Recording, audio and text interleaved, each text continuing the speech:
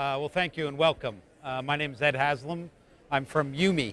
YuMe is a multi-screen video advertising company. And we build technology that goes into the screens, and then we sell media. So basically, we help people who have video content make money off that video content. Or if you're a mobile publisher, if you have apps, we help you make money off your apps. And then if you're an advertiser, we help you reach TV scale audiences across screens. And we do that with very innovative ad units and a unified approach to multi-screen advertising. But I'm here today to talk to you more about some research we've done recently. So YuMe does a lot of research in the marketplace, both to answer questions that publishers have and to answer questions that advertisers have. This particular piece of research was motivated by both publishers and advertisers. So we constantly get asked by our media team, especially here in Europe, and we have a large media selling and publisher selling team in Europe, which is what screen should I focus on for different content types? So specifically also we got zeroed in on, is there a difference between the tablet and a smartphone? Should I think about them differently? Should I advertise on them differently? Should I format my content on them differently? Is my audience different on those different screens? So we commissioned Decipher to do a research study to help answer that question for both advertisers and publishers. And here's the, sort of the premise of that research. So one, in mobile, in advertising, in most cases today, mobile advertising is thought of as a separate function, right? And so we had asked the question is, should mobile advertising really be separate, or should it just be part of your media mix and the way you think about advertising on any screen, not just mobile as a separate entity? And again, remember this is as it relates to video ads, not as it relates to banner ads. The second thing was, do consumers behave differently? And then the third is this sort of myth, if you will, that the smaller the screen, the more lean forward you are with it, versus the larger the screen, the more lean back you are on it, right? So in our case, most of this research had to do with ad effectiveness, which is how well are ads remembered. So I'll do a quick poll. How many people think they remember ads when they're on big screens like this better than they remember ads on small screens like your smartphone? So who thinks small screens are better ads? Who thinks big screens are better ads? All right, so we have a little bit a bias toward big screens. So and that's sort of the notion of this talk, which is, does size matter? Is a big screen better than a smaller screen, right? So the methodology we used was a three-phase methodology. And according to Nigel Wally of Decipher, this is the largest study done of this kind so far in Europe.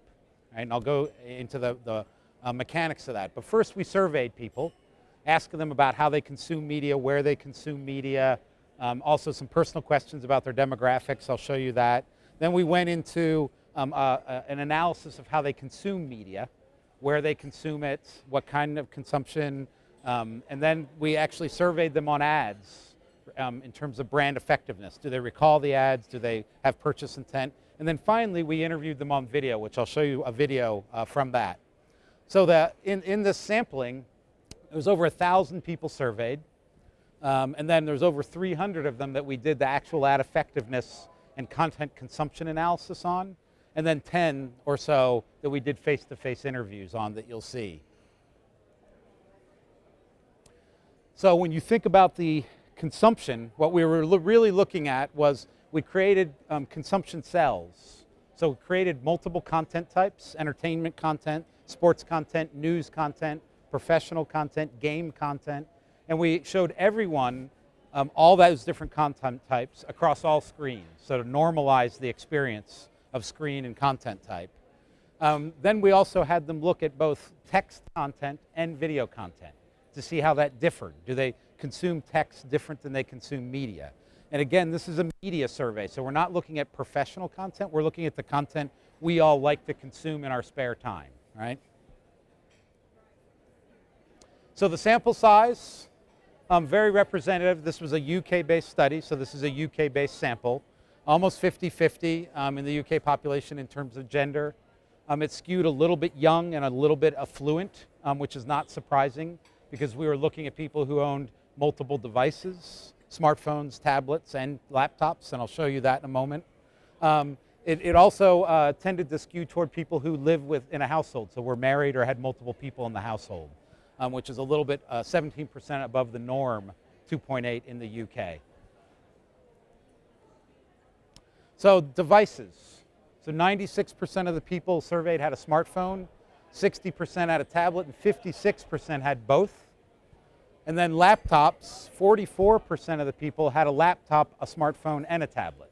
Now for people in this audience, that's probably pretty normal, but for the general population, those are pretty early adopters, if you will. And then Androids on smartphones, and then iOS on the tablets were the most popular.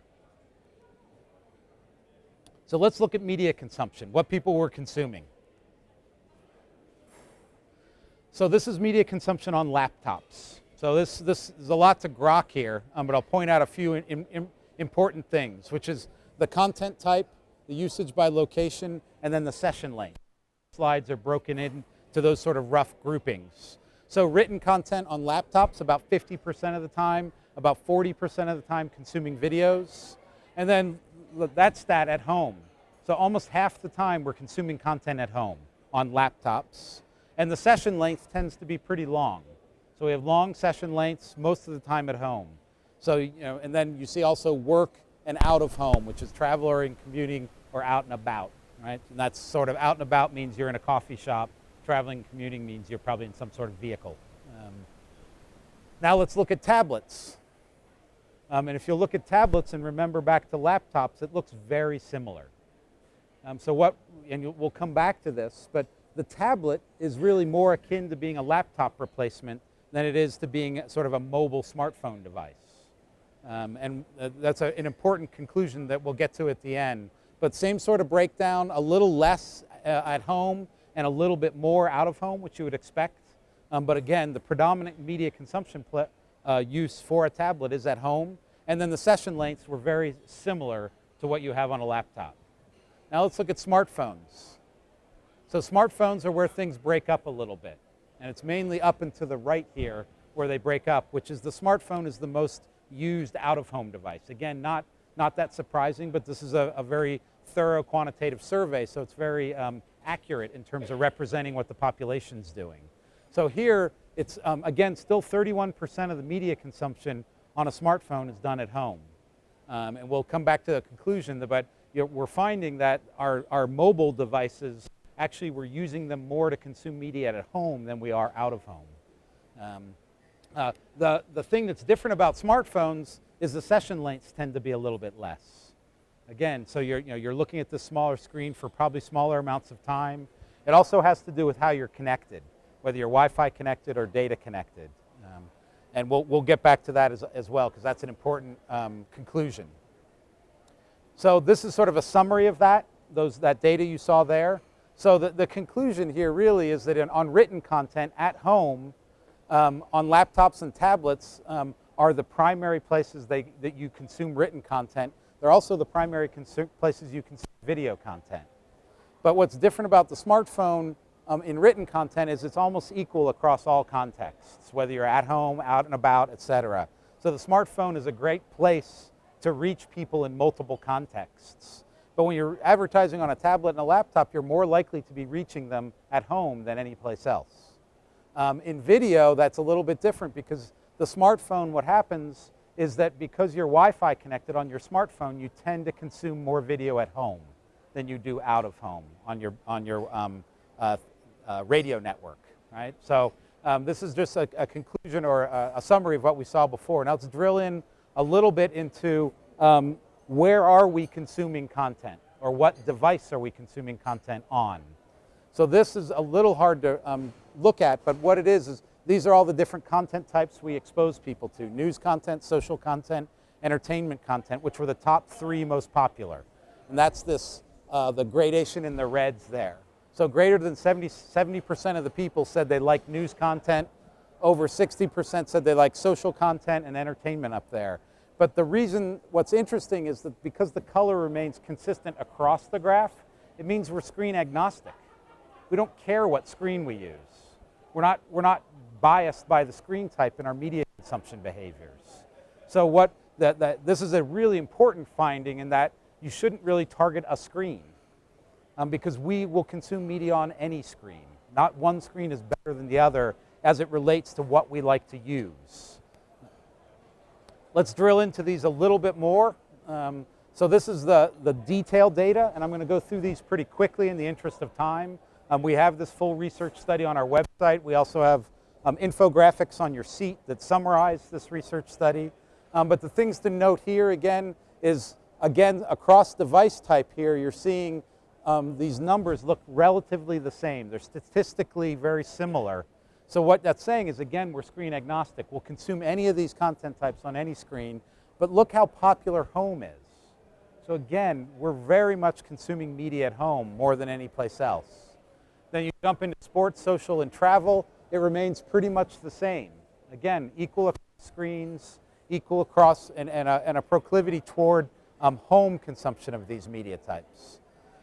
The thing that gets a little bit different is game content.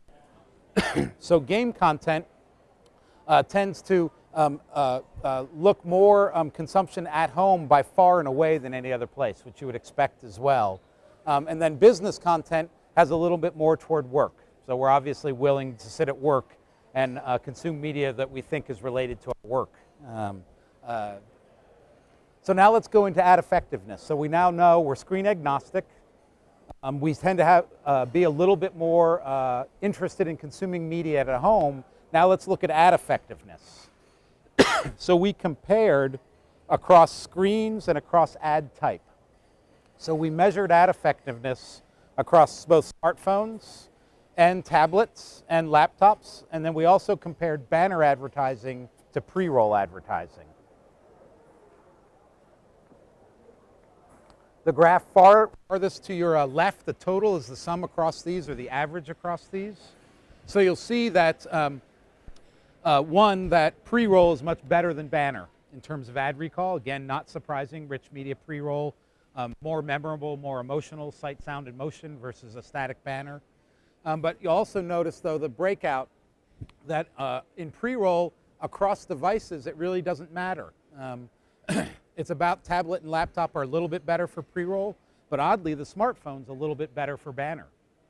All right, so that was one that was a bit of a surprise to us, and goes back to people raising their hands here. Now let's look at brand association, which is not only do you remember the brand, but do you engage with the brand in some way? These are all equal. So again, more than 2x brand effectiveness in terms of pre-roll versus banner, but screen type doesn't matter. We're uniform in terms of our ad recall or brand association across screen types. And then finally, purchase intent. So purchase intent isn't I purchased, but I intend to purchase. So again, it's about brand advertising, not about direct response advertising. So again, 2x in terms of banner versus pre-roll. With a smartphone, oddly now, in terms of purchase intent being a little bit less than the banner recall was. So that was an interesting finding, that in terms of banner advertising on smartphones, it doesn't really work that well for purchase intent. So if we go to the next phase of why we're advertising, why we're marketing to these folks, is you want them to do something afterwards, right? What do you want them to do after they see your ad? So in this case, you see, again, by type, laptops, tablet, smartphone, again, not a lot of difference. So again, we keep collecting all this information that tells us that screen type doesn't really matter that much. So let's look at ad engagement, which is the interviews after the people in the survey. So in terms of motivation for usage, these are some of the reasons why home consumption in the interviews was so high. It's both the Wi-Fi connection, and it's also the notion of safety and security. There was a lot of people interviewed in the survey who felt like, well, I'm out, if I'm doing something and people are seeing me do it, they might steal my password, they might steal my credit card, they might judge me for what I'm reading or looking at, right? So just being at home, we're much more comfortable, right? So that at home and content type, that notion of leaning back starts to kick in. This is a summary of this notion that smartphones and tablets and laptops, the tablet really is a little more akin to the laptop in terms of its usage. It's still a mobile device, but we're using it instead of using a laptop in the context of being a mobile device. And then finally here, let me show you a video we have of some interviews.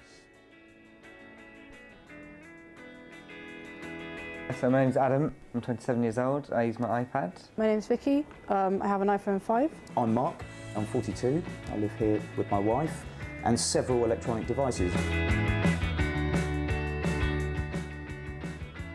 On a Sunday morning, I'll wake up, I'll read The Guardian on it, and then I'll sort of come downstairs and have a coffee and that. I can only use this indoors at home or somewhere where there's Wi-Fi. I'll generally sort of just be sat back and take my time with something. I'm Layla, I have a HTC tablet, an iPod Touch and a BlackBerry Torch. I use my phone when I'm out and about to just for anything. I'm checking it all the time. Well, I don't really check my phone until I get on the bus. So I'll get on the bus, then I'll check my Twitter and my Instagram. I think all adverts will probably have more success with me here in my house. On the street, I'll kind of disregard everything if it's something that's not relevant to me right then. If I'm doing something out and about, I usually have a specific thing that I want to do. So I might click on it and then save it to look at home. So I guess my perusing and my surfing habits change when I've got some downtime, because I might start thinking about buying a new pair of walking boots or a holiday or a flight or something like that. You know, my commute's short and I do what I need to do before getting to work. I won't pay attention to ads at all. Whereas if I'm on my laptop and I'm, you know, just shopping around, I'm on eBay, I'm just kind of bored at home alone on the internet, then yeah, I'm more susceptible to kind of picking them up and maybe clicking on something.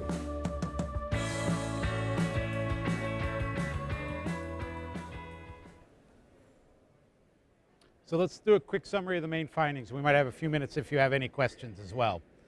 So, findings, we're screen agnostic. We don't care. So if you're an advertiser, you shouldn't be thinking about I do mobile advertising, I do tablet advertising, I do PC advertising. You should just think I have to reach my audience across screens. Publishers, you need to make your content available across all screens because clearly we're consuming content across all screens. So if you want your content and your audience to be as large as possible, you have to make it available on every screen, and you need to make it appropriately available on that screen for the context we like to. Lean back and lean forward, it isn't about screen size. It isn't that the smartphone is more of a lean forward device. It's the fact that when you're out of home and you're on a smartphone, you tend to lean forward a little bit more and have a shorter session length. But when you're at home on a smartphone, you had longer session lengths and you were leaning back. So it's a much more complicated use case than just the sort of mythology, if you will, around the device being more of a lean forward direct response device. Again, we consume most of our media at home. In fact, tablets and smartphones, though thought of as out-of-home devices, we consume more media on them at home than anywhere else. That's smartphone included. And then finally, video advertising is much more effective than banner advertising, which seems sort of common sense, but again, statistically in this particular survey, this was proven out. So back to those original hypotheses. So in fact, mobile advertising shouldn't be a separate function. And in fact, we did this work with some of the agency folks, and the agency folks were saying the same, is that mobile isn't really thought of as a separate function. It's a main screen in our life. It's not a niche thing you need to target. It's what we do now. In fact, you could even say mobile is dead, long live mobile. All screens are mobile now. All screens are connected.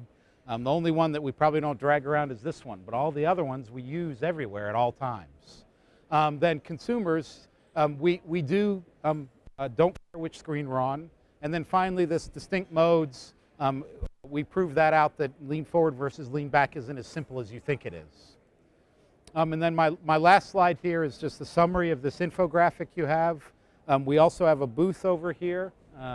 So if you have any more questions about the research, want to learn a little bit more about what we did, or some of the next phases of research we're doing, please look us up. And thank you. Appreciate your time.